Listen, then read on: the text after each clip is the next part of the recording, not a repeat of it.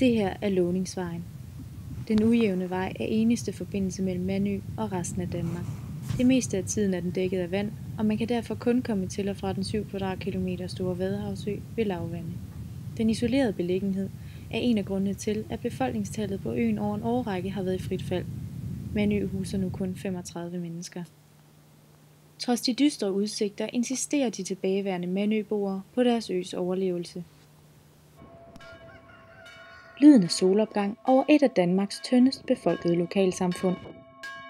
Mandøbo Niels Christian Nielsen ringer solen op og tager hul på endnu en dag i øens tjeneste. Jeg mener, det er et samfund, det er at kæmpe for jer, uanset om det er 35 eller 37 eller 23 år, så skal det stadigvæk køres over.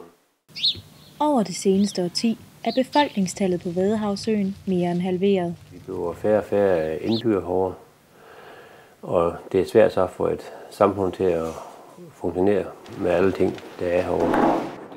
Og det betyder, at Niels Christian og de 34 andre mandøboere må deles om de opgaver, der nu engang skal løses for at holde det lille øsamfund kørende.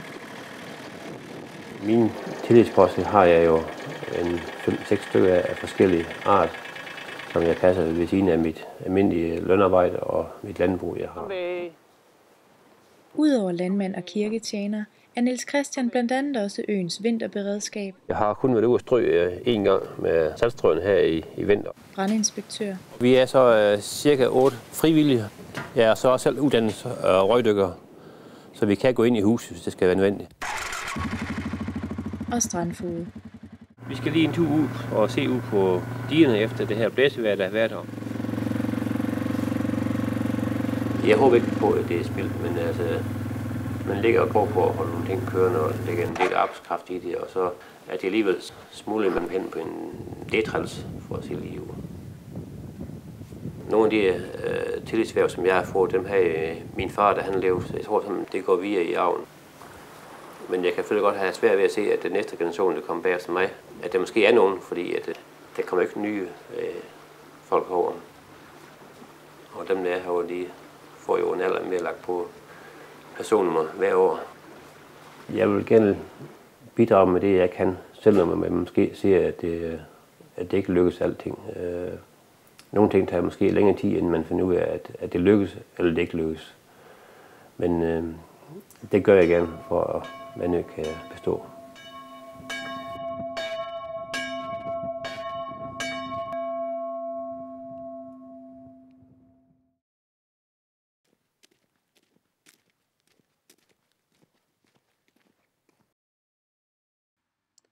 Der er ikke meget, som tyder på, at den negative befolkningsudvikling vil vende. Lige nu er der over 60 huse, der står tomme i vinterhalvåret. Gennemsnitsalderen på øen er over 50 år, og halvdelen af beboerne er pensionister. Jamen, nu er jeg 61. 62 må det snart blive der. 63. Vi kom fra Stændervej hen ved Holsted. Og så kunne min mand godt tænke til at komme herover. Og så plagede jeg igen at sige, det var ikke så moderne at blive skilt i 49, som det er i dag. Så jeg var nødt til at flytte med ham. Men jeg har aldrig fortrudt det. Og kunne ikke tænke mig at flytte herfra igen heller. Mie Laverens er med sine 90 år alderspræsident på den lille Vadehavsø Mandø. Øen er i modvind og har de seneste år haft et stort fald i befolkningstal. Hver dag går Mie en tur og har på første parket oplevet øens udvikling. Så, det boede 170 mand, da vi flyttede herover. Der var vi unge alle sammen, og altid mere sjovt dengang som nu. Jeg mener, vi er en 17-18 både dem og herovre. Der var han over flere, men altså, at det er ikke alt, der kan finde til at være på Mandø. For de skal helst have sådan, de kan komme herfra lige når det passer dem. Og det kan de altså ikke heroverfra. Man var regnet med, at vi skal lige op og lidt og sige ud over hav. Selvom Mandø ikke er, hvad det har været, kunne Mie ikke forestille sig at bo andre steder. Men jeg kunne ikke tænke mig at flytte over fastlandet og bo der. Overhovedet lidt. Kunne til en by og gå i nogle gader. Nej. Jeg er godt tilfreds med at være herovre. Jeg kan godt lide Mandø. Dem, der bor herovre også, og det er et. Ja, men skal vi i by? Ja, Vi skal ikke mere. Men her kender alle har jo venner og kan snakke med dem alle sammen. Og det er lige meget, hvem man kunne se sig hjælpe de, når det kniver. Ja, du giver sig. Hvor er I glad? Tilbudene og mulighederne er ikke de samme som på fastlandet. Men for Mie gør det ikke spor. Og så har jeg jo mit striktøj, og har mit kort, jeg kan læse en kabale, og jeg kan krydse og tværs, og jeg kan læse. Og så er det her 3 aften, vi spiller banko også. Så. Banko med 1666. Jeg synes, at sige, den går godt. Når vi selv kan længe, så skal vi over fastland. Men det er sådan det. I må godt finde med i den stol der. Det er væk. I vil ikke flytte. Brugsen på Mandø har kun åbent et par timer 3 dage om ugen og drives af frivillige kræfter. Kroen og Mandø-centret, som før var samlingssteder for øens beboere, har i dag kun åbent i højsæsonen.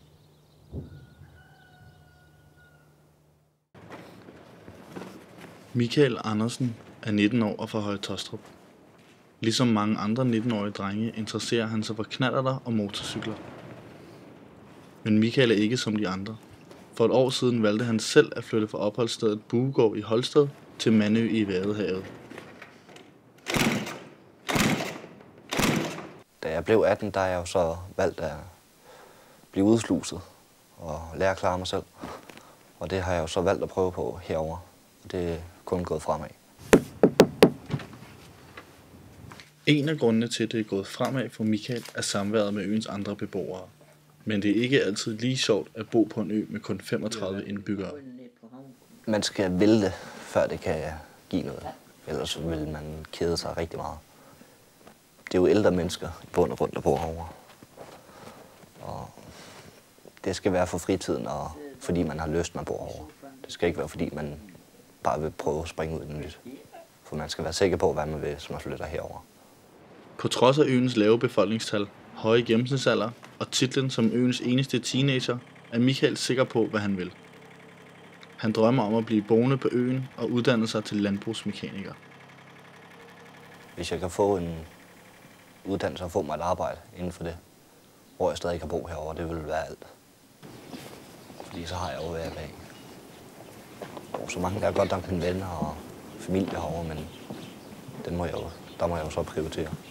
Michael valgte at prioritere sig selv højest og flyttede til Mandø for at finde ro. Det var der mange af hans venner, der ikke forstod. Der er mange, der ikke forstår, at man skal have brug for at prøve at slappe af i sit liv og tage det roligt og nyde. Bare nyde at være i live.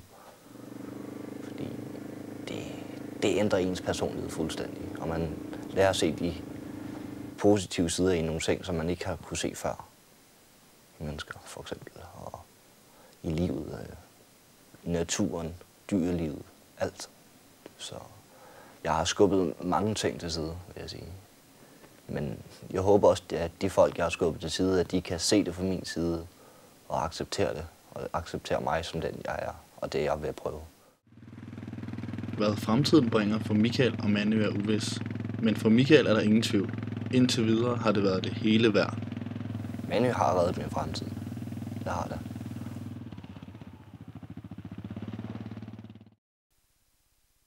Mandø er en del af Nationalpark Vadehavet, og med sin unikke beliggenhed, fugleliv og smukke natur er øen særdeles attraktiv for turister. Hvert år besøger op til 100.000 turister øen. Sammen med Mandøs beboere er arbejdspladserne på øen også forsvundet. Men hvor andre har set en ø i forfald, ser Benny Thomsen muligheder. Han har for nylig startet virksomheden Mandø Event, hvor folk har mulighed for at tage med Benny på en hestevognstur. Det gik sådan til noget stærkere, end jeg havde drømt om. Men i slutningen af august 11, der var jeg over hen den hestevogn, jeg kørte fra ude den anden side af Ribe, og så til Mandø med hesten og kom herover. Og så var der sådan en hold derovre, der gik rundt over på mandag, så sagde de, kan vi komme ud og køre med dig i morgen ude og se sæler?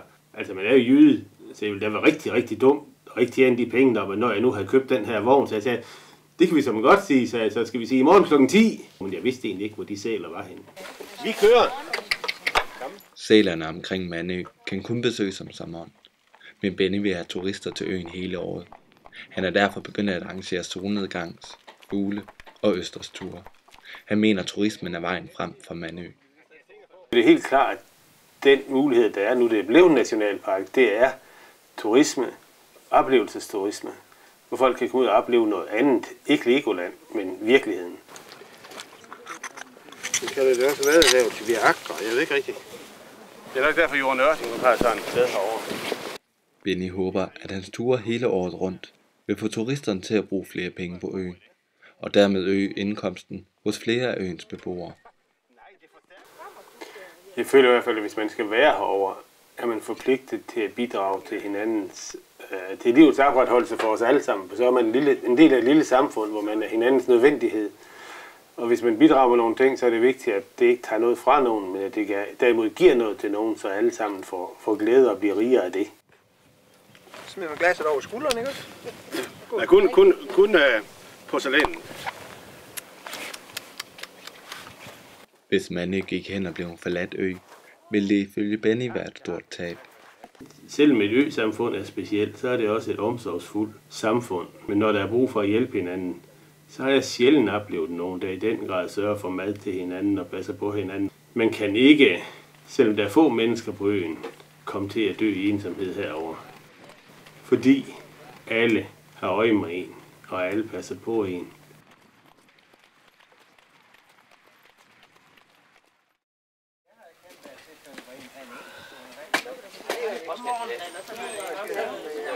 Kun fridag.